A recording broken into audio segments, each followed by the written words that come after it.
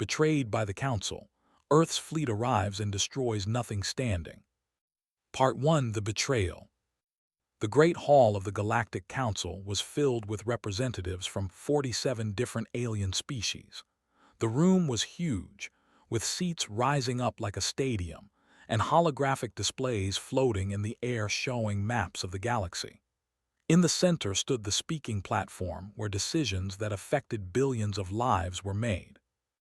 High Counselor of the Dominion walked slowly to the platform. He was tall, covered in dark green scales, with yellow eyes that showed no warmth. They had been part of the Council for 3,000 years. They believed they were superior to all other races, especially the humans who had joined the Council only 200 years ago. "The vote is complete," announced, his voice echoing through the chamber. "By a majority decision, humanity is expelled from the Galactic Council. Their colonies in the Orion sector are now property of the Council. Their people will be removed from these worlds and sent back to Earth." A murmur went through the crowd. Some representatives looked uncomfortable. Others nodded in agreement. The humans in the chamber stood frozen in shock. Ambassador Hayes, Earth's representative to the Council, stepped forward. She was 53 years old with gray hair and sharp eyes that had seen too many political battles. "This is illegal," she said firmly. "You cannot simply take our colonies. 12 billion human beings live in the Orion sector. These are their homes." Smiled, showing rows of small, sharp teeth. "The Council has decided that humanity has expanded too aggressively. You are a threat to galactic stability. This decision is final." "A threat?" Hayes could not believe what she was hearing. "We have fought beside you in 4 wars. We shared our medical technology that saved millions of lives. We have been loyal allies for 2 centuries. And now that alliance is over," said simply. "You have 30 standard days to begin evacuation of all human colonies. Any resistance will be met with force." Thousands of light years away, Admiral Cole watched the entire meeting through a secure holographic feed. She stood on the bridge of the ESV Defiance, the flagship of Earth's Third Fleet. She was 61 years old, with short silver hair and a face marked by decades of service. She had given her life to protecting humanity and building friendships with alien races. Now she watched those friendships burn. Commander Grant stood beside her, his hands shaking with anger. He was younger, only 40, but he had served under Cole for 15 years. "They planned this," he said quietly. "They have been pushing for this for years. They finally got enough votes." Cole nodded slowly. She had suspected something was wrong for months. They had been spreading lies about human aggression. They had been making secret deals with other Council races, but she had not expected them to move so quickly. "Contact Fleet Command," Cole ordered. "Priority 1, and begin recalling all human personnel from Council stations, every single person." "Admiral," Grant said carefully, "if we do that, they will know we are preparing for something." "Good," Cole replied, her voice cold. "Let them wonder." On Earth, President Bradley called an emergency meeting of the United Earth Parliament. The Great Chamber in Geneva was filled with representatives from every nation on the planet. The room was tense and silent as Bradley walked to the podium. He was a calm man, known for his patience and wisdom, but today there was something different in his eyes, a cold fire that those who knew him had never seen before. 3 hours ago," Bradley began, "the Galactic Council voted to expel humanity and seize our colonies. 12 billion of our people have been told to abandon their homes. The worlds they built with their own hands, the cities where they raised their children, all of it taken away." The chamber erupted in angry shouts. Bradley raised his hand for silence. "I have been in contact with our military commanders. They are already moving warships toward our colonies. They expect us to simply accept this decision. They believe we are too weak to resist." He paused, looking around the room at the faces of humanity's leaders. "They are wrong. In orbit around Mars, The great shipyards that had been officially shut down for decades suddenly came alive. Lights flickered on in sections that had been dark for years. Workers who had been secretly employed by Earth's government reported to their stations. Admiral, commander of all Earth's military forces, walked through the main construction bay with his senior staff. He was 63 years old, a veteran of 3 wars, and he had spent the last 20 years preparing for this exact moment. "How many ships can we activate?" he asked. Chief Engineer Carol checked her tablet. "We have 112 capital ships in reserve here, another 80 at the Luna yards. The colonial shipyards can contribute another 100 within 6 months." "What about the special projects?" Hesitated. The special projects were weapons and ships that had been developed in complete secret. Technology that Earth had hidden from the Council, saving it for a day when it might be needed. That day had arrived. "The Prometheus-class battleships are ready," said. "All 12 of them. The new weapon systems have been tested and installed. They are more powerful than anything they have." Nodded. For 200 years, humanity had pretended to be a minor power. They had shared only a small portion of their true technology with the Council. They had built hidden shipyards, secret research stations, and trained soldiers for a war they hoped would never come. The thought they were dealing with a weak and primitive species. They had no idea what humanity had been building in the shadows. Back on the Defiance, Admiral Cole received a message from Earth. It was short and simple, containing only the authorization code she had been waiting for. "All ships," Cole announced over the fleet channel. "This is Admiral Cole. As of this moment, we are at war with the Galactic Council. All human personnel are to be evacuated from Council territory immediately. Any alien vessel that interferes with this evacuation is to be considered hostile." She turned to Commander Grant. "Send a message to our colonies in the Orion sector. Tell them to hold on. Tell them that Earth has not abandoned them." "What if the attack before our fleet is ready?" Cole's eyes were hard as stone. "Then we make them pay for every inch of ground, and when our full fleet arrives, we take back everything they stole and more." In the council chamber, Ambassador Hayes was gathering her belongings when approached her. "You should advise your government to accept this peacefully," he said. "Fighting will only make things worse for your people." Hayes looked at him for a long moment. Then she smiled, and there was something in that smile that made scales prickle with unease. "Counselor," she said quietly, "you have made a terrible mistake. You see humanity as weak because we have always chosen peace. You think our kindness is weakness, but you have just woken something that has been sleeping for 200 years." She walked past him toward the exit. "When our fleet arrives," she said over her shoulder, "remember that you chose this. Remember that we gave you every chance for peace, and remember that you threw it all away." The doors closed behind her, leaving alone with a strange feeling he could not name. It felt almost like fear. Betrayed by the Council, Earth's fleet arrives and destroys nothing standing. Part 2: The Gathering Storm. 6 months had passed since the Council's betrayal, and the galaxy had changed forever. They had wasted no time. Within weeks of the Council's vote, their warships had arrived at human colonies across the Orion sector. They came with demands and deadlines. "Leave your homes. Abandon everything you have built. Return to Earth like the inferior creatures you are." Most colonies had no choice but to obey. They watched as soldiers marched through their streets. They packed what little they could carry and boarded transport ships that would take them away from the only homes they had ever known. Families who had lived on these worlds for generations were forced to leave behind everything. But the colony of New Providence refused. New Providence was a beautiful world, covered in vast forests and crystal-clear lakes. 300,000 humans had built a thriving city there, with schools and hospitals and parks where children played. The colony's governor, a man named Samuel Kent, had told the commander that his people would not leave. "This is our home," Kent had said in his final transmission to Earth. "We built it with our own hands. We will not abandon it." The response was swift and merciless. Admiral Cole stood before the memorial wall aboard the Defiance, reading the names that had been added to it. The list was long, too long.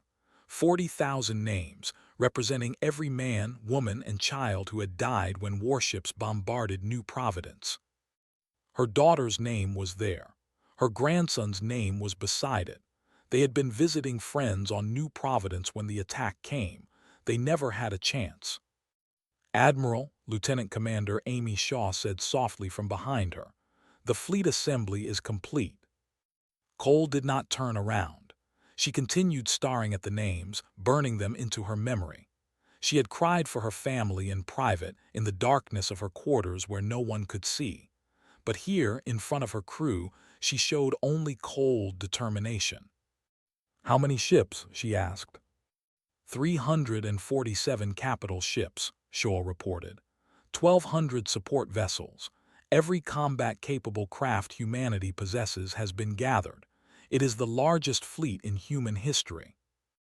Cole finally turned. Her eyes were dry, but something had changed in them.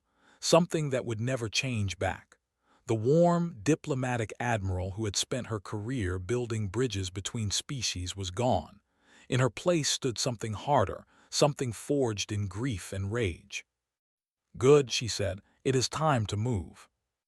At the main staging area near Jupiter, Fleet Admiral addressed the commanders of every ship in the fleet. His image appeared on screens across hundreds of vessels, seen by 2 million soldiers, pilots, and crew members. "6 months ago," began, "the Galactic Council voted to destroy us. They did not use that word, of course. They called it relocation. They called it necessary action. But we know what it truly was. It was a death sentence for humanity." He paused, letting his words sink in. "They thought we would accept it. They thought we would bow our heads and march quietly to our own destruction. They were wrong. For 200 years we prepared for this day. We hoped it would never come. We prayed that our allies would remain true, but we never stopped preparing." The fleet stretched across thousands of kilometers of space. Old ships and new ships, cruisers and destroyers and massive battleships. Some had been built in secret over decades. Others had been pulled from museums and fitted with weapons that the Council had never seen. "Today," continued, "we begin our response. We are not fighting for territory. We are not fighting for power. We are fighting for our right to exist. They and their allies have made it clear that there is no place for humanity in their galaxy, so we will make a new place, and anyone who stands in our way will be destroyed." Captain Daniel Perry stood on the bridge of the ESV Vengeance, watching the Admiral's speech with his crew. The Vengeance was one of the new Prometheus-class battleships, armed with weapons that could tear through shields like paper. Perry was 45 years old, a career naval officer who had lost his brother on New Providence. "Sir," his tactical officer said, "all weapon systems are online. The fleet is ready to move on your command." Perry nodded. "Set course for space. We have a long way to go and a lot of work to do." Across the fleet, similar orders were given. Engines powered up. Navigation computers calculated jump coordinates. The massive human armada began to move as one, heading toward the heart of enemy territory. On Earth, the factories that had been working in secret for decades now operated openly. New ships were being constructed at a pace that shocked the galaxy. Mining operations on asteroids and moons ran day and night, feeding raw materials to the hungry shipyards. President Bradley addressed the people of Earth one final time before the fleet departed. "Our sons and daughters go to war today," he said. "They carry with them the hopes of all humanity. They fight not for revenge but for justice. They fight for the 40,000 souls of New Providence. They fight for the 12 billion who were told their lives meant nothing." He looked directly into the camera, his eyes hard with resolve. "To thee and their allies I say this: you started this war. You chose violence over peace. You chose cruelty over compassion. Now you will face the consequences. Our fleet is coming, and when they arrive, they will leave nothing standing." In the depths of space, High Counselor received reports of the human fleet's departure.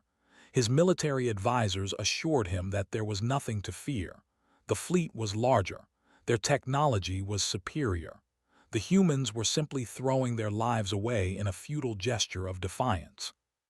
But remembered the look in Ambassador Hayes's eyes when she left the council chamber.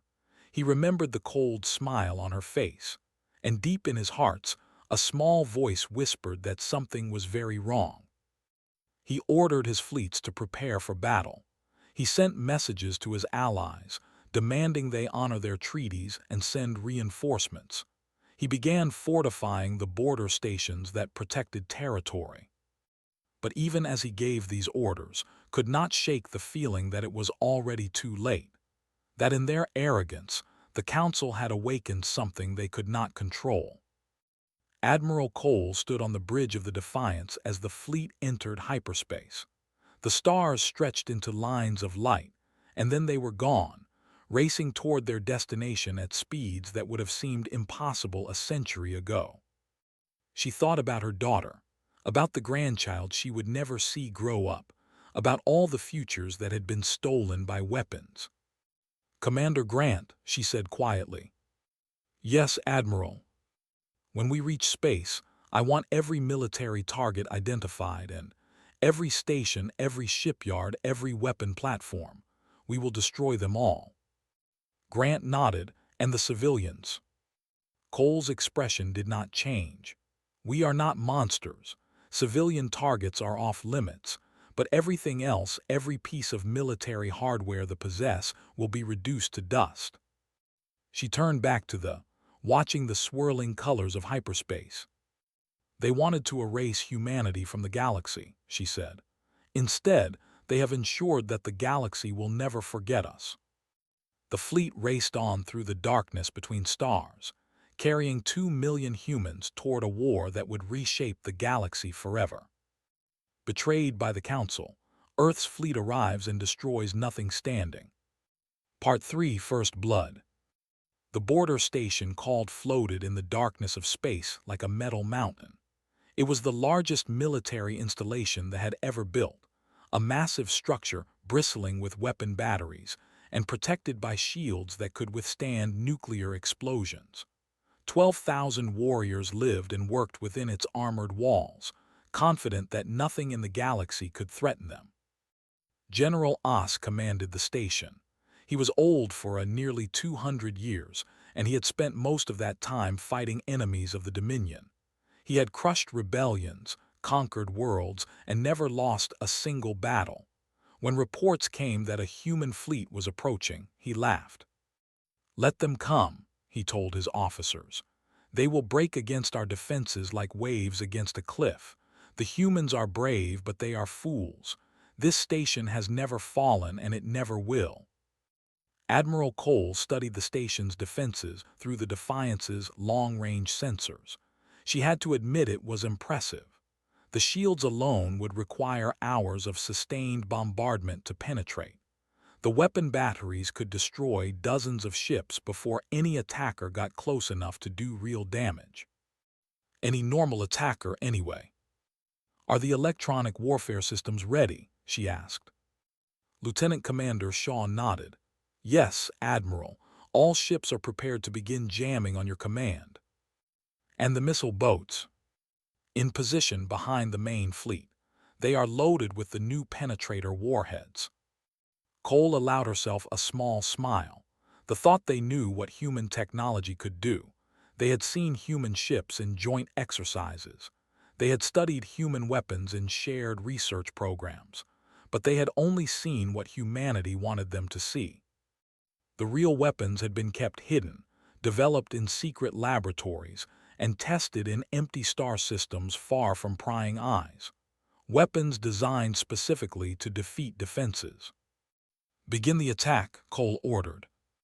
The first wave was not ships. It was invisible, a tsunami of electronic interference that swept over the station like a digital storm. The jamming was unlike anything they had ever experienced.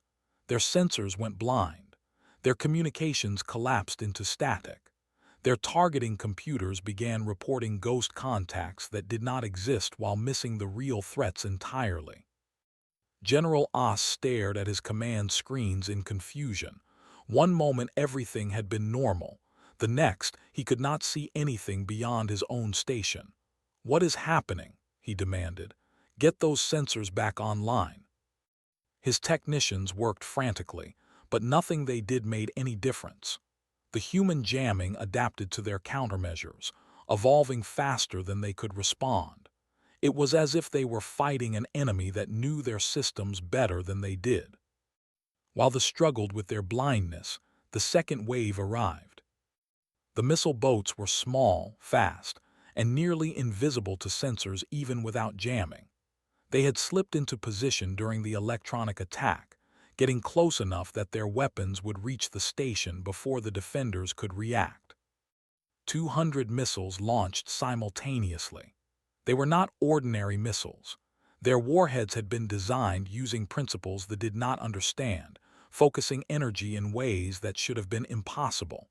When they struck the station's shields, they did not explode against the barrier like normal weapons. They went through it. Oz felt the station shake as explosions rippled across its surface. Alarms screamed. Damage reports flooded in from every section. His shield generators, the pride of engineering, were failing one by one. "Impossible," he whispered. "This is impossible." But it was only the beginning. With the shields failing, the main human fleet moved in. Admiral Cole led the charge personally, the Defiance at the front of a wedge of warships. They fired as they came, their weapons targeting the station's gun batteries with perfect accuracy. Captain Daniel Perry brought the vengeance in on the station's flank, his ship's heavy guns tearing into the armor plating. "Target their reactor section," he ordered. "If we can cut their power, this fight is over." All around the station, similar scenes played out. Human ships danced through this desperate defensive fire, moving with coordination that seemed almost impossible. They had trained for years for this moment, running simulations and practicing maneuvers until they could operate as a single organism. They fought back with everything they had. Their warriors were brave, their gunners skilled. They destroyed 14 human ships during the battle, sending thousands of soldiers to their deaths. But for every human ship that fell, 10 weapon batteries went silent. 4 hours after the battle began, General Oss transmitted his surrender. Cole met him in the station's command center, walking through corridors filled with smoke and debris. Bodies lay where they had fallen, mixed with the wreckage of destroyed equipment. The smell of burning metal filled the air. Oz stood in the center of the room, surrounded by the surviving members of his command staff. His scales were scorched. One of his arms hung broken at his side, but he stood straight and tall. He was a warrior, and he would face his defeat with dignity. "I demand to know," he said as Cole approached, "how you did this. Our station was built to withstand entire fleets. You took it in hours." Cole looked at him for a long moment. She felt no satisfaction in this victory, only a cold emptiness where her grief had been. "For 200 years," she said, "the Council treated humanity like children. You gave us tasks you considered beneath you. You shared technology you thought was harmless. And all that time, you never once considered that we might be more than you believed." She gestured at the ruined command center. "We watched, we learned, we built. Every weakness in your defenses, every flaw in your technology, we found them all. We created weapons specifically designed to defeat you. And we waited." Oss's yellow eyes widened. "You were planning this from the beginning." "We were preparing for the possibility. We hoped we would never need these weapons. We hoped our friendship with the Council was real." Cole's voice hardened. "Then you burned New Providence. You killed 40,000 innocent people to make an example. You showed us exactly what you thought of humanity." She turned to leave, then paused at the door. Send word to your High Counselor. Tell him what happened here. Tell him this is only the first step. We are coming for every military target the possess, every station, every shipyard, every warship. When we are done, the Dominion will no longer have the power to threaten anyone. And then, Os asked, will you destroy our worlds, kill our civilians as we killed yours? Cole looked back at him, and for just a moment, something like sadness crossed her face. No, she said, because we are not you. We will destroy your ability to make war. We will break your military power forever, but we will not become the monsters you tried to make us. She walked out, leaving the defeated general alone with the ruins of his command. The news of fall spread across the galaxy within hours. Other races watched in shock as the supposedly invincible fortress was conquered by the humans they had dismissed as primitive. The collective recalled their ambassadors. The harmony of began strengthening their own defenses. The Empire sent quiet messages to Earth, asking if perhaps some arrangement could be reached. On Prime, High Counselor received General Os's report with trembling hands. How many ships did they lose? He asked, though he dreaded the answer. 14 capital ships, his military advisor replied, against our most fortified position. Closed his eyes. The humans had barely been scratched, and their fleet was still out there, still coming, still hungry for vengeance. Recall every ship we have, he ordered. Every fleet, every patrol, every vessel capable of fighting. We must defend the...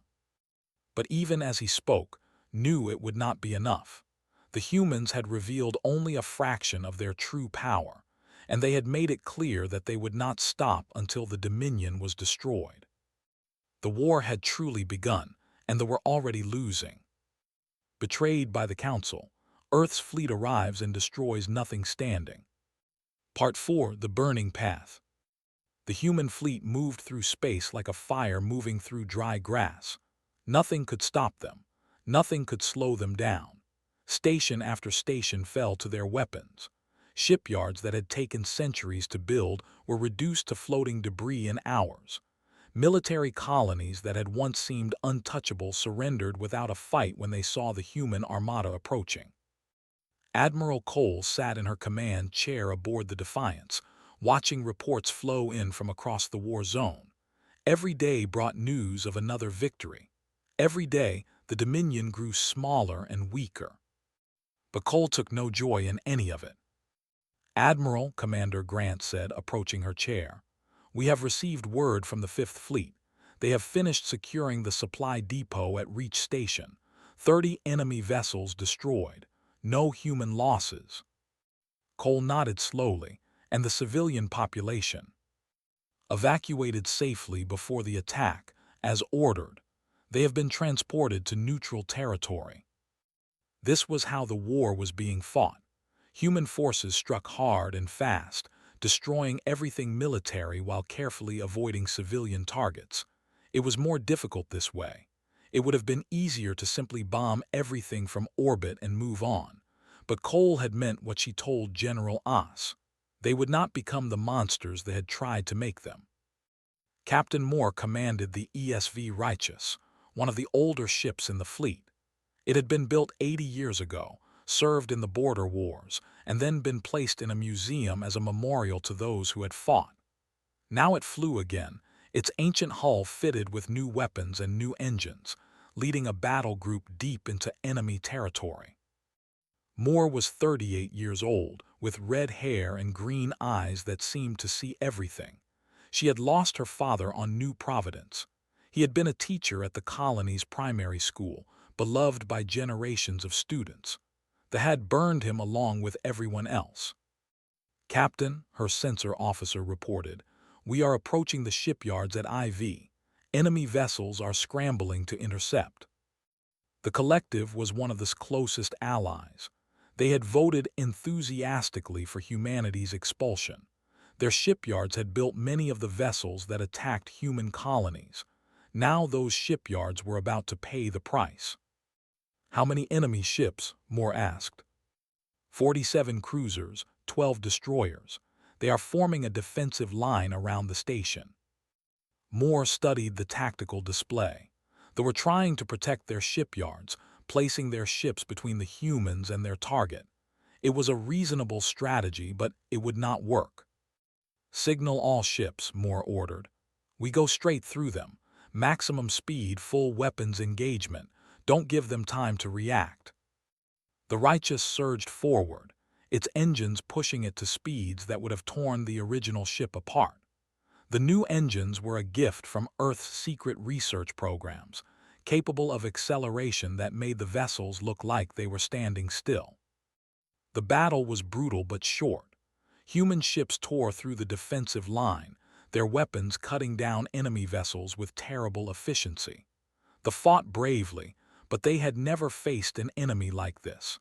They had never imagined that the quiet humans they had dismissed for so long could become such deadly warriors. Within an hour, the fleet was destroyed. The shipyards hung defenseless in space, their workers fleeing in escape pods as human targeting systems locked onto the massive structures. "They are abandoning the station," Moore's tactical officer reported. "Should we pursue the escape pods?" Moore shook her head. "Let them go. Let them tell their people what they saw here.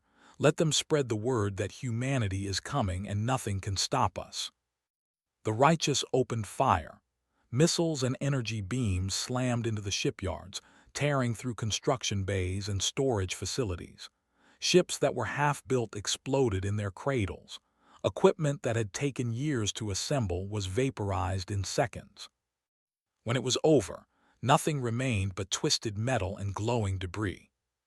Fleet Admiral had established a forward command post on a captured moon, coordinating the campaign from a bunker deep beneath the surface.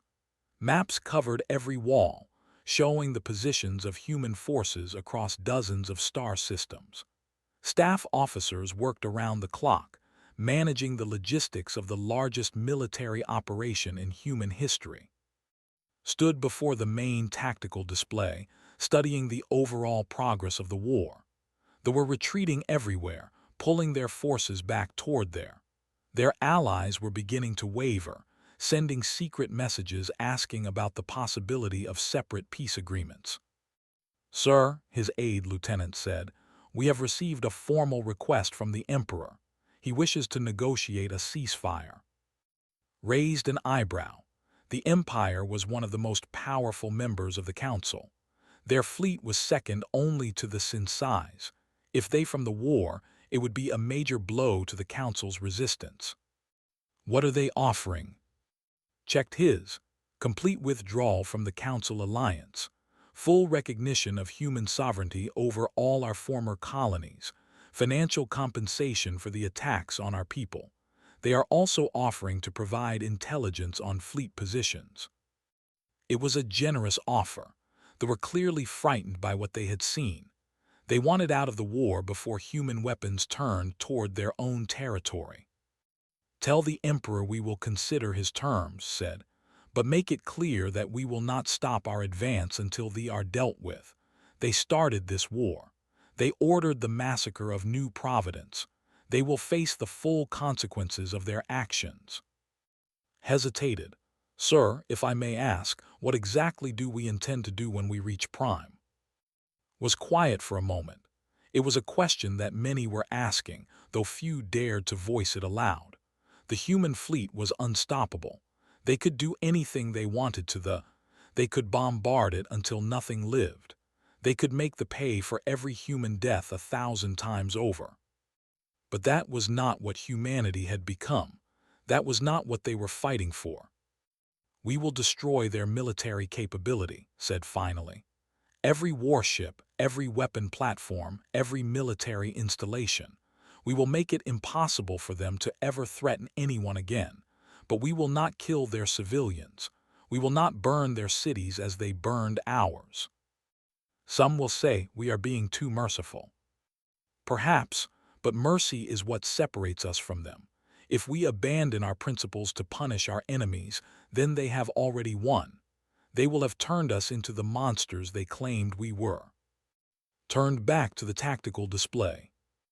The war will end at Prime. They will be defeated. And when it is over, the galaxy will remember not just our power, but our restraint. They will know that humanity can be a terrible enemy, but also a forgiving one. The campaign continued. Human fleets swept through system after system, destroying everything that could be used to wage war while leaving civilian populations untouched. Some commanders surrendered peacefully, having heard what happened to those who resisted. Others fought to the last ship, dying for a cause that was already lost. The collective formally from the war, signing a treaty that stripped them of their military fleet. The harmony of followed soon after. One by one, the allies abandoned them, unwilling to share in their destruction. Admiral Cole received reports of each surrender, each treaty, each step toward the end of the war, but she found no satisfaction in any of it. Her daughter was still dead. Her grandson was still dead. No amount of victory could bring them back. The only thing left was to finish what they had started. "Set course for Prime," she ordered. "It is time to end this." The fleet turned toward the heart of enemy territory. 500 ships carrying the fury of humanity toward the world that had tried to destroy them. The final battle was coming. Betrayed by the Council, Earth's fleet arrives and destroys Nothing Standing. Part 5, Nothing Standing. Prime was beautiful. Admiral Cole stood on the bridge of the Defiance, looking down at the planet through the main. Blue oceans covered most of the surface, dotted with continents of green and brown. Cities sparkled like jewels along the coastlines, connected by networks of lights that showed the paths of roads and transit systems. 8 billion lived down there, going about their daily lives, raising their children, building their futures. It was a world worth protecting, a world worth saving.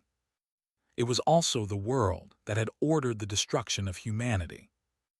"Admiral," Commander Grant reported, "all ships are in position. The home fleet has been destroyed. Their orbital defenses have been neutralized. The planet is defenseless." The final battle had been fought at the edge of the solar system, where they had gathered every remaining warship for a last desperate stand. It had been the largest space battle in galactic history, thousands of ships fighting across millions of kilometers. They had fought with courage and skill, knowing they were defending there. It had not been enough. Human technology, human tactics, human determination had proven superior in every way. The fleet had been taken apart piece by piece, their ships destroyed or captured until nothing remained but scattered debris and rescue beacons. The way to Prime was open. "The High Counselor is requesting communication," Grant added. Cole nodded, "Put him through." His image appeared on the screen. He looked terrible.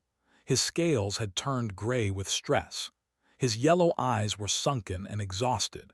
The arrogant leader who had pronounced humanity's doom less than a year ago was gone, replaced by a broken figure pleading for his people's survival.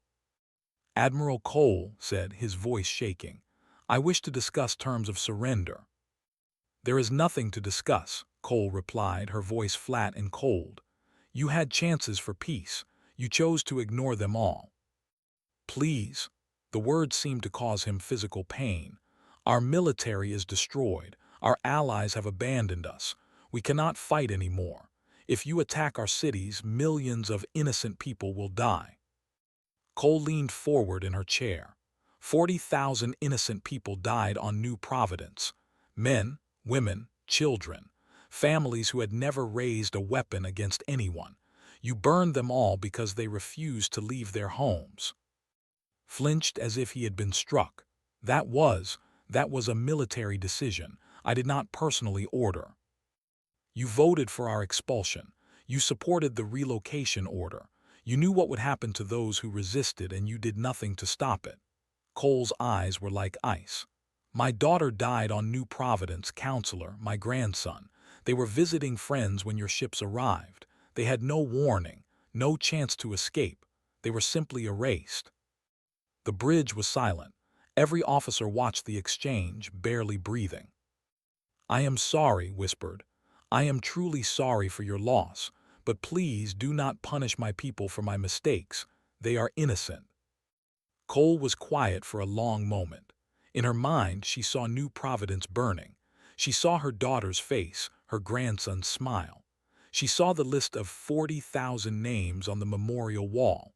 Every one of them had been innocent too. She could give the order. She could tell her ships to bombard the cities below until nothing remained but craters and ash. It would be justice. It would be revenge. It would make them feel the same pain humanity had felt. And it would make her exactly like them. Admiral Cole said, activating the fleet communication channel. "Begin the operation." Across the human fleet, weapon systems powered up. Targeting computers locked onto coordinates across the planet below. Civilians looked up at the sky, knowing that death was about to rain down upon them. And then the bombardment began. Missiles and energy beams streaked down from orbit, slamming into targets across Prime. Military installations vanished in balls of fire. Government buildings collapsed into rubble. Weapon factories, communication centers, command bunkers, all of them were systematically destroyed. But the cities remained untouched. Watched in confusion as human weapons struck with incredible precision, destroying military targets while avoiding civilian areas. Buildings only a few hundred meters from residential neighborhoods were vaporized, while the homes themselves remained standing. "What are you doing?" he asked, unable to understand what he was seeing.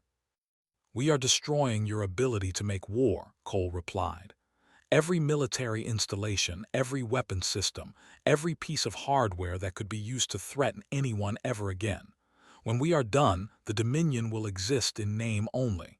You will have no fleet, no army, no way to ever repeat what you did to New Providence." The bombardment continued for hours. Human ships moved in careful patterns around the planet, methodically eliminating every military target. Ground forces landed at key locations, securing facilities and taking prisoners. It was the most surgical campaign in the history of warfare, destroying a military superpower while minimizing civilian casualties. When it was finally over, Cole addressed the fleet one last time. "Today, we have ended the war that the Galactic Council started. We have defeated the Dominion and broken their power forever. We have shown the galaxy that humanity will not be destroyed, will not be intimidated, will not be erased." She paused, looking at the planet below. The fires were dying down. The smoke was clearing. The civilization would survive, though it would never again threaten anyone. "But we have also shown something else," Cole continued. "We have shown that humanity can be merciful. We could have destroyed their cities. We could have killed millions in revenge for our dead. Instead, we chose restraint. We chose to be better than those who tried to destroy us." On Prime, citizens emerged from shelters and safe rooms, staring at the sky in disbelief. They had expected death. They had expected the humans to do to them what they had done to New Providence. Instead, they were alive. Their homes were standing. Their families were safe. High Counselor was taken into custody, along with the other officials who had voted for humanity's destruction. They would face trials for their crimes. Some would be imprisoned. Others would spend the rest of their lives paying for what they had done. But there would be no genocide, no mass executions, no revenge killings. The former council races watched in amazement as humanity demonstrated something they had never expected: mercy from a position of total power. The humans could have done anything they wanted. They could have become the monsters the council feared. Instead, they had proven themselves to be exactly what they had always claimed to be: a species that valued peace, justice, and the right of all beings to live in dignity. Admiral Cole returned to Earth 3 months later, her mission complete. The war was over. The colonies had been returned to human control. New Providence was being rebuilt, its 40,000 dead honored with a memorial that would stand for eternity. She stood before President Bradley in his office, receiving his thanks and the gratitude of all humanity.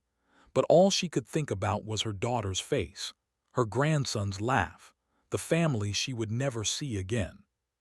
"You have given humanity a future," Bradley told her. "You have secured our place in the galaxy forever." Cole nodded slowly. "We have done what needed to be done, but the cost," she shook her head, "the cost was too high." Bradley placed a hand on her shoulder. "It always is. That is why we fight so hard to prevent wars. And that is why, when war comes, we must fight to win while never losing ourselves." The galaxy entered a new era that day. Humanity was no longer a minor power to be dismissed and ignored.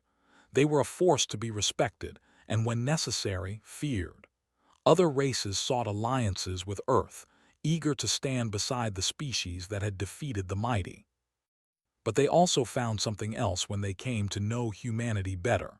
They found a people who preferred peace to war, cooperation to conflict, friendship to enmity.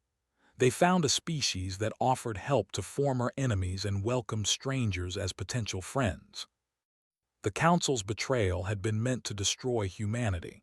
Instead, it had revealed humanity's true nature to the galaxy, strong enough to defeat any enemy, wise enough to know when to stop fighting, kind enough to show mercy even to those who deserved none. Ambassador Hayes returned to the rebuilt Galactic Council, this time as the representative of a major power.